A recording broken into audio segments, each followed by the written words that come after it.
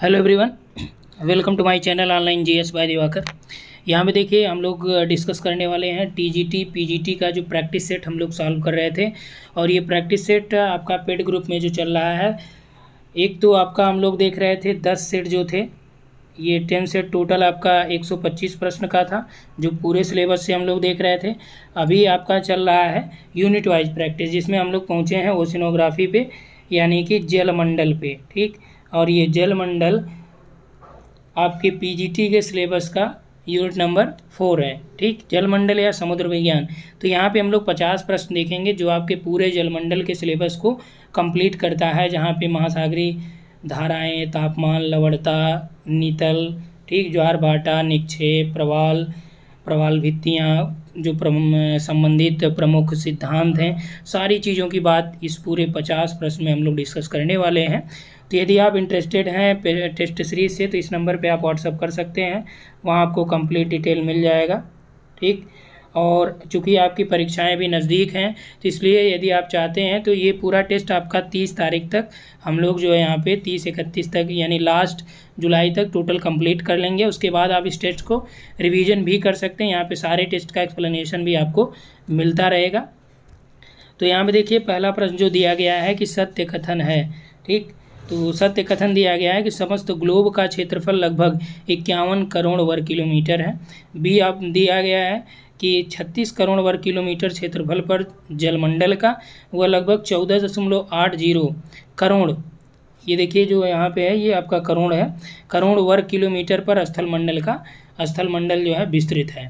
ठीक, तो चूँकि यहाँ पे जो भी प्रश्न आपको बनाए गए हैं या दिए गए हैं, ये फिजिकल ज्योग्राफी से, सभी इंसर की जो फिजिकल ज्योग्राफी आती है वहाँ से ये आपको प्रश्न यहाँ पे दिए गए हैं। क्योंकि यदि आप देखेंगे जो आपका डीएसएसबी का एग्ज़ाम हुआ है पीजीटी का, उसमें कई प्रश्न आपके सभी इंसर की किताब से ही यानी कि जो लाइन बाय लाइन उठा के डायरेक्ट दिए गए हैं।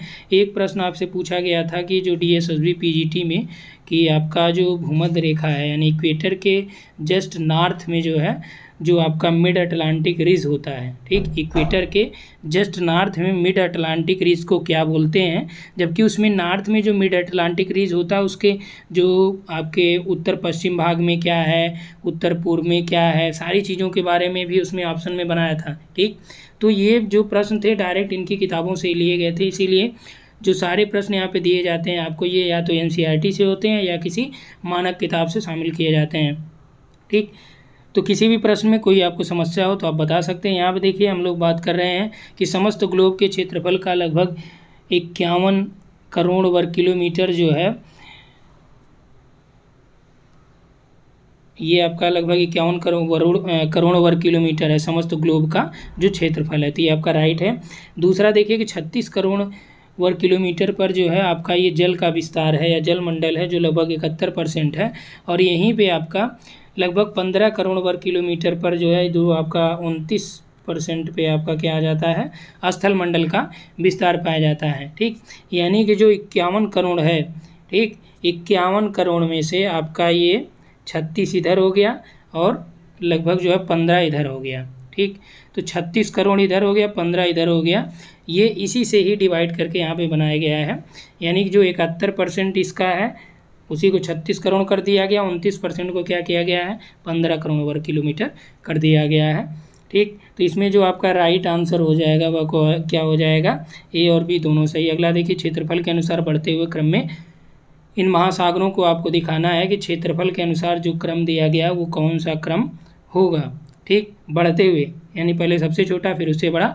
तो सबसे छोटा यहाँ पे देखिए कौन सा, हिंद है, फिर अटलांटिक है, फिर प्रशांत है, तो 3, 2, 1। अगला देखिए महासागरों की औसत गहराई 3800 मीटर के आसपास यानी 3.8 किलोमीटर होती है, सही है। ये स्थल की जो औसत ऊंचाई है लगभग ये आपका 840 मीटर मानी जाती है। ठीक, उसके बाद दिया है कि उच्चता मितीय वक्र के द्वारा केवल महासागर की गहराई मापते हैं। इसमें क्या है, उच्चता मितीय वक्र के यानी हिप्सोमेट्रिक कर्व के द्वारा जो है स्थल की ऊंचाई और महासागरों की गहराई को मापा जाता है। तो इसमें केवल महासागर दिया गया, तो ये रंग हो जाएगा 1 और 2 यहाँ पे, यानी बी राइट हो जाएंगे। अगला है किनारे से गहराई तक का जो क्रम है वो सही क्रम क्या होता है, तो सबसे आगे क्या होता है, महाद्वीपीय मग्न तट, फिर मग्न ढाल, फिर सागरीय मैदान, फिर आपका उसी में गर्त होता है। ठीक, तो इसमें जो राइट आंसर हो जाएगा क्या हो जाएगा, महाद्वीपीय मग्न तट को क्या बोलते हैं, कॉन्टिनेंटल शेल्फ, कॉन्टिनेंटल फिर स्लोप आ जाता है, स्लोप के बाद आपका डीप सी प्लेन आता है, डीप सी प्लेन के बाद आपका क्या आता है, ट्रेंचेज आते हैं। ठीक, सी राइट हो गया। मग्न तट के बारे में क्या है यहाँ पे सत्य है कि मग्न तट की औसत गहराई लगभग कितना होता है, 100 फैदम, 100 फैदम यानी कि लगभग 200 मीटर। ठीक, और फीट में दिया हो तो क्या हो जाएगा, ये आपका लगभग 600 फीट के आसपास। ठीक, ढाल जो मग्न तट का क्या होता है, 1 से लेके 3 डिग्री ढाल होता है, ये भी आपका राइट है। अगला देखिए, दक्षिण अमेरिका का प्रशांत महासागरीय मग्न तट उत्तरी अमेरिका के पूर्वी तट के मग्न तट से चौड़ा है। ठीक, तो जो मग्न तट होते हैं जहाँ पे जिन तटीय क्षेत्रों के पास पर्वत हैं, ठीक, तो वहाँ पे क्या होगा, मग्न तट आपका क्या होता है, सकरा होता है, चौड़ा नहीं बल्कि सकरा होता है। जहाँ पे आपका पर्वत या पठारों के कगार यदि हैं तो कगार है तो चौड़ा होगा, लेकिन पर्वत है तो आपका वो क्या होगा, सकरा होगा। तो दक्षिण अमेरिका का जो प्रशांत महासागरीय तट है, ठीक, ये यदि आप देखें तो यहाँ पे क्या है, एंडीज पर्वत का विस्तार पाया जाता है। तो एंडीज पर्वत है तो इसलिए इसका तट क्या होगा, मग्न तट सकरा हो जाएगा। जबकि यहीं नॉर्थ अमेरिका में आप देखेंगे तो नॉर्थ अमेरिका में यहाँ ऊपर आपका बल्कि यहाँ पे सियरा नेवादा या रॉकीज है। ठीक, जबकि कैलिफोर्निया यहाँ पे तो छिटपुट पर्वत हैं लेकिन छोटे मोटे हैं। तो इसकी अपेक्षा जो उत्तरी अमेरिका का पूर्वी तट का मग्न तट जो है वो चौड़ा है। ठीक, तो ये जबकि यहाँ पे उल्टा दे रखा है तो इसलिए आपका ये रॉन्ग हो जाता है। तो पाँचवें का जो राइट हो जाएगा 1 और 2 हो जाएगा। समस्त महासागरीय नितल के क्षेत्रफल का लगभग 10% भाग पर जो है मग्न तट पाए जाते हैं। तो कितने प्रतिशत भाग पर समस्त महासागरीय नितल के मग्न तट पाए जाते हैं, तो वो आपका 8.6 है। कितना है, 8.6% भाग पर पाए जाते हैं मग्न तट। तो ये आपका पहला रंग हो गया। अरापुरा सागर और चीन सागर में चौड़े मग्न तट पाए जाते हैं, तो ये बात सही है आपका कि अरापुरा सागर और चीन सागर हो गया, एड्रियाटिक सागर हो गया, यहाँ पे जो मग्न तट होते हैं ये चौड़े मग्न तट होते हैं। क्लियर, तो केवल 2 राइट है यानी बी। अगला देखिए, निम्न में से सत्य कथन कौन सा है। तो पश्चिमी तट का जो है मग्न तट ये क्या है, भ्रंशन का परिणाम है। पश्चिमी तट यानी कि इंडिया से रिलेटेड प्रश्न है ये आपका। तो जब आपसे पूछा जाता है कि पश्चिमी तट क्या है तो आप क्या बोलते हैं, पठारों का कगार या भ्रंशों का कगार है या भ्रंशन का परिणाम है। ठीक, तो ये राइट है। अंडमान निकोबार द्वीप समूह का जो मग्न तट है ये प्रवाल जमाव के कारण है। ठीक, तो जो ये मग्न तट है अंडमान निकोबार का ये प्रवाल जमाव की वजह से हुआ है। मिदनापुर से लेकर मदुरा तक का जो मग्न तट का निर्माण है किस वजह से हुआ है, ये तल छटीय जमाव की वजह से हुआ है। ठीक, किसकी वजह से, तल छटीय जमाव की वजह से हुआ है। ये चीज़ें आप जो है सब इन सर की किताब में देख पाएंगे जो भौतिक भूगोल का स्वरूप है। ठीक, तो इसमें देखिए सभी आपके यहाँ पे राइट हैं। वह क्षेत्र जो मग्न तट और गहरे सागरीय मैदान के बीच फैला होता है, जिसका औसत ढाल जो है 5 डिग्री के आसपास होता है तथा गहराई 200 से लेकर 2000 मीटर तक होती है, उसको क्या बोला जाता है। ठीक, तो यहाँ पे देखिए गर्त है, मग्न तट है, मग्न ढाल, इनमें से कोई नहीं। तो राइट आंसर क्या हो जाएगा आपका, मग्न ढाल। ठीक, तो यहाँ पे देखिए इसलिए प्रश्न ये बनाया गया ताकि कि मग्न ढाल से रिलेटेड जो भी इन्फॉर्मेशन है वो आपका एक ही में आ जाएगा। अब देखिए क्या क्या यहाँ पे मिला आपको कि मग्न तट और गहरे सागरीय मैदान के बीच कौन सा है, मग्न ढाल है। मग्न ढाल का जो ढाल है कितना है, 5 डिग्री है। इसकी जो गहराई है, इस पर जल की गहराई 200 से लेकर 2000 मीटर तक है। क्लियर, चलिए आगे देखते हैं। सागरीय नितल का सर्वाधिक जो विस्तृत मंडल है, यानी सागरीय नितल का सर्वाधिक विस्तार किसमें पाया जाता है या कौन है, तो वो आपका क्या होता है, यहाँ पे सागरीय मैदान जो है लगभग ये आपका 50% के आसपास जो एरिया है वहाँ पे ये आपका पाया जाता है। लगभग की बात मैं कर रहा हूँ। ठीक, यानी कि यदि प्रश्न आपसे पूछे सर्वाधिक विस्तार किसका होता है तो क्या आप लगाएंगे, गंभीर सागरीय मैदान का। ठीक, यदि समस्त महासागरीय क्षेत्रफल की हम लोग बात करें तो गंभीर सागरीय मैदान, ठीक, या सागरीय मैदान जो है ये लगभग 75.9% भाग पर फैला हुआ है, समस्त महासागरीय क्षेत्रफल के 75% भूभाग पर। ठीक, और इसकी गहराई जो है 3000 से लेकर 6000 मीटर तक होती है। ये भी याद रखिए, गहरी सागरीय मैदान की 3000 से 6000, क्योंकि यूजीसी नेट का बहुत पेट क्वेश्चन है, बहुत बार पूछा गया आपका ये। अगला देखिए, अटलांटिक महासागर में गर्तों की संख्या कितनी होती है। तो अटलांटिक महासागर में जो गर्त हैं टोटल वो कितने हैं, 19 हैं, 6 हैं, 32 हैं या 10 हैं। तो ये आपका जो रेशियो है कि गर्तों की संख्या जो है ये आपका 19 है अटलांटिक में, 6 आपका हिंद महासागर में माना जाता है और 32 जो है आपका प्रशांत महासागर में माना जाता है। टोटल कितने हैं? ऑलमोस्ट 57 है। क्लियर। चलिए आगे हम लोग बात करें कि यहाँ पे दिया गया आपका कि सागरी मैदान का सर्वाधिक विस्तार जो है 20 डिग्री नॉर्थ से लेकर 60 डिग्री जो है दक्षिणी अक्षांशों के मध्य पाई जाती है। ठीक, तो ये आपका सत्य है। अगला देखिए 60 से 70 डिग्री उत्तरी अक्षांशों के मध्य इनका अभाव पाया जाता है। तो जो सागरी मैदान है उत्तरी अक्षांशों की बात कर रहा है, तो चूँकि सागरी मैदान देखिए, यदि प्रश्न आपसे पूछे कि सागरी मैदान दक्षिणी गोलार्ध में ज़्यादा है या उत्तरी गोलार्ध में, तो आपका दक्षिणी गोलार्ध में ज़्यादा हो जाएगा, क्योंकि स्थल भाग जो है कम होते हैं दक्षिणी गोलार्ध में, तो इसकी अपेक्षा उत्तरी गोलार्ध में स्थल भाग ज़्यादा है। तो 60 से 70 डिग्री पे आप देखेंगे, यहाँ पे आपका अमेरिका हो गया, इतना एरिया ले लिया, इधर आपका जो है यूरोप हो गया, यहाँ आपका अफ्रीका हो गया, और इधर आपका यहाँ पे देखिए एशिया हो गया। तो यानी कि यहाँ पे जो है लगभग ये जो सागरी मैदान है ये कम हो जाते हैं, यानी अभाव एक तरह से मान लिया जाता है कि इसकी जो मात्रा है यहाँ पे बहुत ही कम है। ठीक, अगला हम लोग देखें तो यहाँ पे आपका जो राइट आंसर हो जाएगा 11 नंबर का, 1 और 2 दोनों हो जाएंगे। गर्त और उसकी स्थिति का यहाँ पे आपको मैच कराना है। 12 नंबर पर दिया गया मेरियाना कहाँ पे है? उत्तरी प्रशांत महासागर में है। सवायर कहाँ पे? तो देखिए यही आपका जो है सुमेलित नहीं है। सवायर ये आपका जो है उत्तरी अटलांटिक में नहीं बल्कि उत्तर पश्चिमी प्रशांत महासागर में है। ठीक, कहाँ पे? नॉर्थ वेस्ट पैसिफिक सी में या पैसिफिक ओशन में। ठीक, रोमसेगर्त जो है दक्षिणी अटलांटिक में है। सुंडा जो है आपका पूर्वी हिंद महासागर में है। अगला देखिए कैनियन के बारे में कौन सा कथन यहाँ पे सत्य दिया गया है। ठीक, तो यहाँ पे देखिए कैनियन जो है अंतर सागरी कंदराएं मग्न तट और मग्न ढाल दोनों पे पाई जाती हैं। Canyon, clear. कंदराओं का जो औसत ढाल होता है ये लगभग 1.5% के आसपास होता है। अंतर सागरीय या डिग्री के आसपास कह सकते हैं आप, क्योंकि चूँकि सभी सर की किताब में परसेंट में लिखा है, वैसे होना चाहिए डिग्री में। ठीक, फिर भी जो लिखा गया हम लोग उसी को फॉलो करेंगे। वो इसलिए फॉलो किया जाएगा क्योंकि वही मानक किताबें मानी जाती हैं और आयोग भी उसी को फॉलो करता है।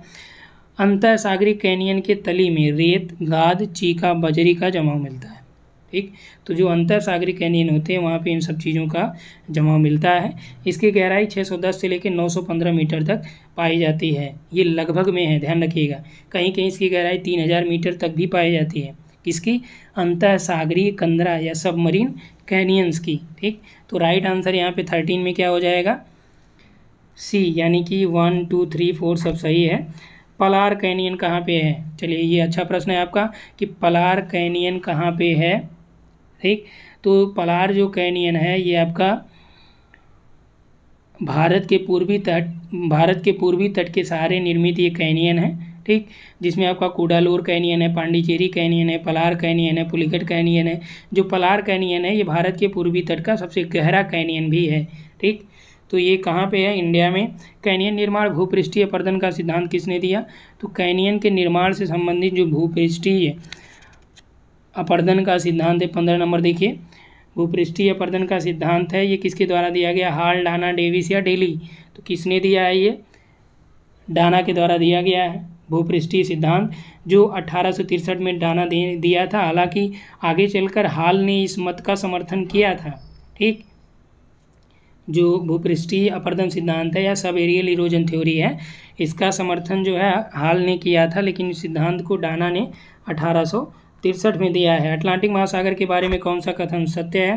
तो अटलांटिक महासागर के बारे में कौन सा कथन सत्य दिया गया है कि इसका क्षेत्रफल संपूर्ण विश्व का जो है लगभग 1/6 है। राइट है ये।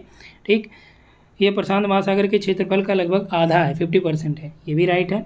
ये साकार का है, यानी सभी सही हैं यहाँ पे। 17 नंबर देखिए, मग्नतट की जो चौड़ाई है ये समीपी उच्चावच पर भी निर्भर करती है। तो बात सही है, जहाँ पे उच्चावच ज़्यादा होगा मग्नतट हो या तटीय किनारों पे, वहाँ पे मग्नतट कम होगा यानी सकरा होगा। जहाँ पे उच्चावच नहीं होगा वहाँ पे मग्नतट की चौड़ाई थोड़ा ज़्यादा होगी। ठीक, तो यहाँ पे देखिए ये आपका राइट है। 5 से लेकर 10 डिग्री अक्षांशों के बीच ब्राज़ील का जो मग्नतट है सकरा, ये भी आपका राइट है। ठीक, तो यहाँ पे आपका सी राइट हो जाता है। किस कटक का विस्तार उत्तर में आइसलैंड तथा दक्षिण में बोवेड द्वीप तक है? तो आइसलैंड से बोवेड द्वीप तक यानी दक्षिण में बोवेड द्वीप, तो कौन सा कटक है ये इतना लंबा? ठीक, तो आपका ये है मध्य अटलांटिक रेंज, MAR। ठीक, मध्य अटलांटिक कटक। तो ये आपका उत्तर में आइसलैंड, दक्षिण में आपका बोवेट द्वीप तक विस्तृत है। लगभग 14,400 यानी 14,500 किलोमीटर में ये विस्तृत है और इसकी जो ऊंचाई है लगभग 4,000 मीटर मानी जाती है। ठीक, यानी 4 किलोमीटर के आसपास। भूमध्य रेखा के उत्तर मध्य अटलांटिक को क्या कहते हैं? चलिए ये प्रश्न हमने यहाँ पे इंक्लूड भी कर रखा है। भूमध्य रेखा के उत्तर जो मध्य अटलांटिक कटक है उसे क्या बोला जाता है? देखिए, टेलीग्राफी पठार भी उत्तर में ही है, डाल्फिन उभार भी उत्तर में है, चैलेंजर आपका दक्षिण में हालांकि। ठीक, तो यहाँ पे राइट आंसर क्या हो जाएगा? चैलेंजर उभार नाम है इसका, डाल्फिन उभार या डाल्फिन कटक नाम है जो उत्तर है, दक्षिण में चैलेंजर है। बुकानन, मोसले और चुन जो गर्त है ये कहाँ पे हैं या किस महासागर में पाए जाते हैं? तो ये आपका अटलांटिक महासागर में पाए जाते हैं ये जो गर्त हैं। ठीक, इसी में अटलांटिक में आपका एक है नरेश गर्त, प्योर्टो रिको गर्त, रोमांस गर्त, वाल्डिविडिया गर्त, ये सभी गर्त जो है अटलांटिक के हैं। नीरो प्लानेट बुक बेली गर्त कहाँ पे हैं? ठीक, प्रश्न है आपसे कि नीरो प्लानेट ब्रुक बेली गर्त, पीरू चिली गर्त, मरे गर्त, नीरो गर्त, टोंगा गर्त, अलीशियन गर्त, टस्करोरा गर्त, स्वायर गर्त, फिलिपाइन गर्त, जापान गर्त। ठीक, ये सभी जो है आपके प्रशांत महासागर में है, जबकि जो फिलिपाइन गर्त है यहाँ पे इमडेन गर्त जो है सबसे गहरा गर्त है। ठीक, तो यहाँ तक क्लियर हुआ। तो टोटल जो गर्त हैं ये याद रखिएगा, क्योंकि गर्त जो है डायरेक्ट दे देता है और नए गर्तों का नाम दे देगा तो बड़ा कन्फ्यूजन होता है, क्योंकि जो रिपीटेड गर्त हैं वो तो आप लोगों को रटे हुए हैं, लेकिन जो नए गर्त हैं जैसे ब्रुक हो गया, रिक्यू हो गया, बेली है, ठीक, और आपका नीरो गर्त है, स्वायर गर्त है, जो जल्दी आप लोगों ने नाम नहीं सुना होगा या परीक्षाओं में पूछे नहीं गए हैं, तो नए प्रश्न जो बनेंगे वो आपके यहीं से बन सकते हैं। किसने प्रशांत महासागर को 4 भागों में डिवाइड किया? शेफर्ड, जॉनसन, बोवी या इनमें से कोई नहीं? तो प्रशांत महासागर को 4 पार्टों में डिवाइड करने वाले हैं जॉनसन महोदय। ठीक, जॉनसन ने प्रशांत महासागर को 4 भाग, उत्तरी प्रशांत, मध्यवर्ती प्रशांत, दक्षिण पश्चिमी प्रशांत और दक्षिण पूर्वी प्रशांतों में इन्होंने डिवाइड किया। जंजीबार और कोमोर द्वीप जो है किसका हिस्सा है? प्रशांत का, अटलांटिक का, हिंद का, इनमें से कोई नहीं। ठीक, तो ये जो जंजीबार द्वीप है या कोमोर द्वीप है ये आपके हिंद महासागर में है। चौड़े शिखर वाली अंतःसागरीय ज्वालामुखी पहाड़ियों को गुआयट कहते हैं। ठीक, तो यदि यहाँ पे देखिए हमने गुआयट नहीं लिखा होता, केवल ये पूछते कि चौड़े शिखर वाली अंतःसागरीय ज्वालामुखी पहाड़ियों को क्या बोला जाता है, और यहाँ पे विकल्प आपको दे देता, गुआयट बोल देता, ठीक, या आपका गर्त दे देता, या सागरीय माउंट दे देता, सी माउंट, ठीक, या कंदरा दे देता, तो वहाँ पे थोड़ा सा कन्फ्यूजन होता। तो इसीलिए यहाँ पे क्लियर किया गया अंतःसागरीय ज्वालामुखी पहाड़ी गुआयट कहते हैं। ये कहाँ पे देखने को मिलता है गुआयट? गुआयट आपका ये सागरीय मैदानों में देखने को मिलता है। ठीक, इसी तरह से जो सी माउंट होता है, गुआयट भी तो सागर में ही है, ये भी एक पहाड़ी का ही है या ज्वालामुखी पहाड़ी ही होती है। ठीक, सी माउंट क्या होता है? सी माउंट जो है ये महासागरीय जल में डूबी हुई शंक्वाकार ज्वालामुखी पहाड़ी होती हैं। ठीक, याद रखिएगा, ये चौड़े शिखर वाली होती हैं, जबकि सी माउंट क्या होता है? वो शंकु के आकार की होती है, इस तरह से। ठीक, क्लियर हुआ? सी माउंट और गुआयट में कंफ्यूज मत होइएगा। सागरी मैदान का औसत ढाल कितना होता है? तो सागरी जो मैदान होता है उसका औसत ढाल किसके आसपास होता है? तो 0.5 डिग्री के आसपास होता है। दैनिक तापांतर पर किसका प्रभाव पड़ता है, या किसका प्रभाव जो है दैनिक तापांतर पे ज़्यादा होता है? तो आकाश की दशा, यानी कि जो आपका खुला आसमान है, तो उसकी वजह से क्या होता है? तापांतर जो है, यदि मेघाच्छादन यानी कि बादल वाला आकाश है तो उसके कारण दैनिक तापांतर कम होता है, लेकिन खुला आकाश है या मेघाच्छन्नता है या खुला आकाश है, ठीक, तो तापांतर जो है कम हो जाता है। तो यहाँ देखिए जो आकाश की दशा की बात चल रही है, दैनिक तापांतर पर किसका प्रभाव होता है? तो आकाश की दशा, यानी कि मान लीजिए कि खुलापन हो या मेघाच्छन्नता हो, यानी बादल ना हो, तो इस दशा में जो तापांतर है वो कम हो जाएगा, क्योंकि ताप तो प्राप्त होगा, लेकिन जो विकिरण से ऊष्मा भी आसानी से बाहर निकल जाएगी। वायु की स्थिरता ये भी आपका प्रभावित करती है। सागरी सतह की प्रकृति, सागरी सतह की प्रकृति भी दैनिक तापांतर को प्रभावित करती है। ठीक, मेघ रहित आकाश की स्थिति में सागरी जल का गर्म होना या शीतल होना ये तीव्र गति से संपादित होता है। और यदि मेघ रहित आकाश रहेगा तो क्या होगा कि सागरी जल जल्दी गर्म हो जाएगा और जल्दी शीतल हो जाएगा, तो इससे जो दैनिक तापांतर है वो अधिक होगा। इसके विपरीत यदि तेज हवा चल रही हो, हवा की गति कैसी हो, तेज हो और बादल घिरा हो, तो तापांतर जो है कम हो जाएगा। तो यहाँ पे आप बस ये जानिए कि तापांतर का प्रभाव इन तीनों की वजह से होता है। जल का जो स्ट्रेटिफिकेशन होता है, स्तरीकरण होता है, उससे भी दैनिक तापांतर प्रभावित होता है। यदि सागरी सतह के नीचे, सागरी सतह का जो जल है उसके नीचे ज़्यादा घनत्व वाली कोई जल राशि है तो दैनिक तापांतर पर क्या प्रभाव पड़ेगा, तो दैनिक तापांतर कम हो जाएगा, क्योंकि संचालन कम होने की वजह से ऊष्मा जो है नीचे की ओर स्थानांतरित नहीं हो पाएगी। ठीक, तो 27 में जो है ये आपका राइट हो जाएगा। सागरी जल का जो उच्चतम वार्षिक तापमान किस महीने में अंकित किया जाता है, तो सागरी जल का जो सामान्य औसत वार्षिक तापमान लगभग 10 डिग्री फ़ारेनहाइट होता है। सामान्य रूप से जो औसत वार्षिक तापांतर होता है, ठीक, सागरीय जल का, तो ये आपका कितना 10 डिग्री फ़ारेनहाइट के आसपास होता है। तो ये टेम्परेचर जो है कब मापा जाता है, तो सागरी जल का उच्चतम जो वार्षिक तापमान अगस्त माह में होता है और जो न्यूनतम तापमान होता है वो कब मापा जाता है, ये आपका फरवरी माह में अंकित किया जाता है। ठीक, और अटलांटिक महासागर का जो तापमान है ये प्रशांत महासागर से कम होता है, लेकिन अटलांटिक महासागर का जो तापांतर है ये प्रशांत महासागर की अपेक्षा अधिक पाया जाता है। ठीक, दक्षिणी गोलार्ध में समताप रेखाएं अक्षांश के समांतर पाई जाती हैं। कथन दिया गया है कि दक्षिणी गोलार्ध में जो समताप रेखाएं हैं ये अक्षांशों के समानांतर पाए जाते हैं, क्योंकि जलाधि के कारण ये होता है, वहाँ पे चूँकि स्थल भाग कम होते हैं। तो ये राइट है। ठंडे स्थलीय भाग महासागर के तापक्रम को घटा देते हैं, तो ये भी आपका यहाँ पे राइट है। ठीक, तो यहाँ पे सी हो जाएगा। पछुआ पौने या पछुआ हवाओं की पेटी में महासागरों का जो पूर्वी भाग है ये अधिक गर्म होता है। पछुआ हवाओं की पेटी में महासागरों का जो पूर्वी भाग है ये अधिक गर्म होता है, जबकि व्यापारिक हवाओं की पेटी में महासागरों का जो पूर्वी भाग है ये कम गर्म होता है। दोनों में यहाँ पे डिफरेंस होता है। ठीक, जबकि यहाँ पे यदि पश्चिमी भाग की बात है तो यहाँ पे पश्चिमी भाग कम गर्म होगा, यहाँ पे पश्चिमी भाग ज़्यादा गर्म होता है, तो इसमें दोनों आपके राइट हो जाते हैं। अगला देखिए, महासागरों का जो औसत वार्षिक तापक्रम होता है ये कितना होता है, तो ये 17.2 डिग्री सेंटीग्रेड होता है। कितना होता है, 17.2 डिग्री सेंटीग्रेड होता है। यहीं जब उत्तरी गोलार्ध की बात आए तो उत्तरी गोलार्ध का लगभग 19.4 डिग्री होता है और दक्षिणी गोलार्ध का लगभग 16.1 डिग्री सेंटीग्रेड होता है। ठीक, इसका जो औसत है ये 17.2 के आसपास होता है।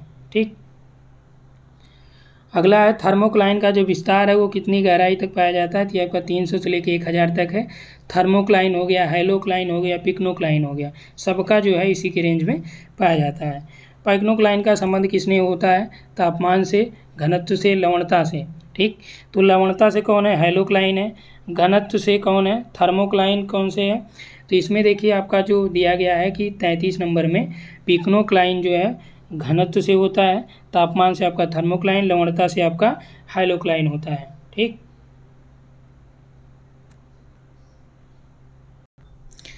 तो यहाँ पे आपका जो पिक्नोक्लाइन है ये घनत्व से रिलेटेड हो गया, थर्मोक्लाइन आपका टेम्परेचर है और लवणता के लिए आपका हैलोक्लाइन होता है। ठीक, यहाँ तक क्लियर हुआ। चलिए आगे हम लोग बात करें। यहाँ पे देखिए एक प्रश्न और दिया है 34 नंबर में, 300 से लेके 1000 मीटर गहराई पर क्या मिलता है, तो अभी हमने बताया कि थर्मोक्लाइन, पिक्नोक्लाइन, हैलोक्लाइन सब इतने में ही मिलते हैं। ठीक, अगला देखिए कि लवणता की मात्रा का जो घटता क्रम है वो कौन सा है, तो इसमें देखिए बहुत लोग यहाँ पे आपका कन्फ्यूजन ये होता है कि जब आप लवणता की मात्रा सागरों में देखिए तो इसमें थोड़ा सा ये समझिए कि जो सोडियम क्लोराइड, ठीक, सोडियम क्लोराइड यानी NaCl सबसे ज़्यादा है। उसके बाद आपका मैग्नीशियम क्लोराइड है, फिर यानी क्लोराइड पहले हैं, फिर आपके सल्फेट आते हैं। तो मैग्नीशियम क्लोराइड के बाद मैग्नीशियम सल्फेट का क्रम है, फिर आपका कैल्शियम सल्फेट का क्रम है, फिर आपका पोटेशियम का है। ठीक, तो घटता क्रम कौन सा हो जाएगा? सबसे ज़्यादा ये, फिर ये, फिर ये। ठीक, 1 3 2 यानी सी राइट हो जाएगा आपका। यहाँ पे 35 में जो है सी हो जाएगा।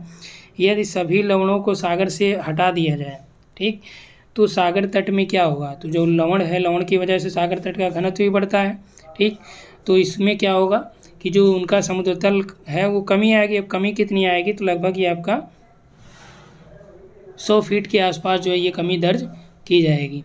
ठीक, लगभग 30 मीटर। सर्वाधिक लवणता किसके बीच पाई जाती है या किन अक्षांशों के बीच पाई जाती है? ठीक, तो लवणता का जो डिस्ट्रीब्यूशन आप देखेंगे, एक अक्षांशीय या क्षैतिज वितरण जब आप देखेंगे या लंबवत वितरण देखेंगे, क्षैतिज वितरण में आपको अक्षांशों में देखा जाएगा। तो 40 से लेकर 15 डिग्री नॉर्थ के बीच लवणता लगभग 35 से 36 पर मिल होती है। यही लवणता 10 डिग्री से लेकर 30 डिग्री जो सदर्न अक्षांश है यानी कि दक्षिणी अक्षांश, दक्षिणी गोलार्धों में ये आपका पाई जाती है 35 से 36। तो सर्वाधिक लवणता जो है पूरे समुद्र या सागर का वो इन्हीं अक्षांशों के बीच पाई जाती है। तो सी राइट हो जाएगा यहाँ पे। निम्न में से किसमें सामान्य से अधिक लवणता होती है या सामान्य से अधिक लवणता किसमें पाई जाएगी? ठीक, तो लवणता के कई कारक होते हैं। लवणता में सबसे अधिक लवणता लाल सागर, फारस की खाड़ी और रोम सागर में होती है, जो सागरी लवणता की बात चल रही है। ठीक, सामान्य लवणता कैरेबियन में हो गया या बॉस जल डमरू मध्य में या कैलिफोर्निया में। तो सामान्य लवणता कितने के आसपास है? 35 पर मिल के आसपास। ठीक, जो सामान्य से कम लवणता है यानी 35 से कम वाले कौन से हैं? तो यहाँ पे देखिए कौन सा दिया गया है कि सामान्य से अधिक कौन सा है। तो सामान्य से अधिक यहाँ पे जो आपका दिया गया है तो फारस की खाड़ी का है, 37 से 38 है। ठीक, जबकि चीन सागर, जापान सागर, उत्तरी सागर सब में जो लवणता है ये 20 से 35 के बीच है, यानी 35 से कम है। मरे ने रंग के आधार पर पंख को कितने भागों में डिवाइड किया? तो लाल, हरा, नीला 3 पार्ट किया था। दीर्घ ज्वार कब आता है? तो दीर्घ ज्वार देखिए जब सूर्य, चंद्रमा, पृथ्वी तीनों जो एक ही स्थिति में हो जाएं, तो इसी स्थिति को युत या वियुत कहते हैं और इसी स्थिति को सिजगी भी कहा जाता है। ठीक, तो इसमें राइट आपका सी हो जाएगा। प्रगामी तरंग सिद्धांत का जो संबंध है वो किससे है? तो प्रगामी तरंग यहाँ पे देखिए ज्वारभाटा से संबंधित जो आपका सिद्धांत है उसी से संबंधित ही आपका है। तो प्रगामी तरंग सिद्धांत से संबंधित जो है यहाँ पे दिया गया। यदि सिद्धांत के प्रतिपादन की बात किया जाता तब यहाँ पे आपका क्या आ जाता? वेवेल, एयरी भी इसी से संबंधित है। वेवेल ने 1833 में, जबकि एयरी ने 1842 में प्रगामी तरंग सिद्धांत का प्रतिपादन किया। यानी कि प्रगामी तरंग सिद्धांत से संबंधित एयरी ने 1842 में नहर सिद्धांत दिया था, कैनाल थ्योरी, जो इसी से रिलेटेड है, यानी कि प्रोग्रेसिव वेव थ्योरी से ही रिलेटेड है। ठीक, तो इसमें दोनों संबंधित हैं इससे। महासागरीय धाराएं चलती हैं किस कारण से? तापीय भिन्नता की या लवणीय भिन्नता या घनत्व में भिन्नता। तो जो महासागरीय धाराएं हैं ये किसकी वजह से चलती हैं? ठीक, 42 में देखिए, तो सागरीय धाराएं जो चलती हैं ये आपका तापीय भिन्नता के कारण भी, लवणीय भिन्नता और घनत्व सबकी वजह से भी चलती हैं। यदि आप देखें कि यहाँ से एक प्रश्न आपके लिए है कि भूमध्य सागर का जो जल है इसका प्रवाह क्या अटलांटिक में होता है या अटलांटिक सागर का भूमध्य सागर में होता है? क्योंकि घनत्व की वजह से क्या होता है, इनके तल में अंतर होता है। ठीक, जब तल में अंतर होगा तो क्या होगा? धाराएं, जाहिर सी बात है कि जिसका तल ऊंचा होगा वहाँ से नीचे की ओर जाएंगे ही। धाराओं की दिशा का निर्धारण किसके द्वारा होता है? तो पृथ्वी की परिभ्रमण की वजह से भी होता है, प्रचलित पवनों की वजह से भी होता है, मौसमी परिवर्तन भी निर्धारित करते हैं, तट की दिशा और आकार और तलीय आकृतियाँ भी होती हैं इसमें। ठीक, मान लीजिए तल में कहीं आपको यहाँ पे गुएट वगैरह मिल गए तो इसकी वजह से भी उसमें परिवर्तन देखने को मिलेगा। तो इसमें 43 में जो राइट हो जाएगा डी। नेक्स्ट यहाँ पे दे रखा है कनारी धारा क्या है? ठंडी है, गर्म है, दोनों है, इनमें से कोई नहीं। तो कनारी जो आपका एक अपवर्ड करंट है जो ठंडी धारा है। सागरीय तट से सागर की ओर जो है सागरीय जल के सतह के नीचे चलने वाले जल के प्रवाह को क्या बोलते हैं? तो सागरीय तट से सागर की ओर सागरीय जल के सतह से नीचे चलने वाले जल के प्रवाह को एक सिंगरी याद है तो इसे अधो प्रवाह बोलते हैं। ठीक, अगला है कि समुद्री वर्षावन किसे बोलते हैं? तो समुद्री वर्षावन प्रवालों को बोलते हैं। सर्वाधिक जैव विविधता किसमें पाई जाती है? तो सर्वाधिक जैव विविधता आपका प्रवाल में पाई जाती है। ठीक, उष्णकटिबंधीय यदि प्रवाल नहीं होता तो आपका कौन सा हो जाता, उष्णकटिबंधीय वन या सदाबहार वन। प्रवाल उत्पत्ति के हेतु कौन सी दशा ज़्यादा आवश्यक है, स्वच्छ जल जो होता है वो अवसाद रहित होना चाहिए, टेम्परेचर 20 से 21 होना चाहिए। तो इसमें आपका दोनों चीज़ें ये आवश्यक है जो प्रवाल की उत्पत्ति के लिए ज़रूरी हैं। ठीक, अगला देखिए यहाँ पे, ठीक, डार्विन ने अपने अवतलन सिद्धांत का संशोधन कब किया था। डार्विन ने अपना जो अवतलन सिद्धांत दिया था उसमें संशोधन कब पारित किया था, तो इसमें इन्होंने संशोधन जो किया था 1842 में किया था। 37 में उन्होंने दिया, तो बाद में उन्होंने अपने ही जो सिद्धांत था उसमें संशोधन किया।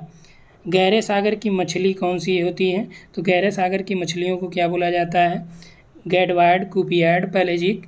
या तो पैलेजिक जो होता है ये निक्षेप एक प्रकार से होता है, तो जो जैविक निक्षेप होते हैं गहरे सागरों का उन्हें पैलेजिक निक्षेप बोला जाता है। जो गैडवाइड होते हैं ये गहरे सागरों की मछलियाँ होती हैं, और क्लूपियाड जो बोलते हैं ये जो सतह के आसपास की जो मछलियाँ होती हैं उन्हें क्लूपियाड बोला जाता है। ठीक, तो ये टोटल आपका टीजीटी पीजीटी का जो प्रैक्टिस सेट है, जो यूनिट वाइज प्रैक्टिस सेट है, इसमें हम लोगों ने 50 प्रश्न देखा जो टोटल सिलेबस का कवर करता है आपका। ठीक, तो यदि आप इंटरेस्टेड हैं तो उस टेस्ट सीरीज में ज्वाइन हो सकते हैं। आपको जो जो टेस्ट हुए हैं वो सारे टेस्ट एक साथ मिल भी जाएंगे। ठीक, इस नंबर पे आप व्हाट्सएप करेंगे तो वहाँ आपको डिटेल उसका प्रोवाइड करा दिया जाएगा। Thanks for watching.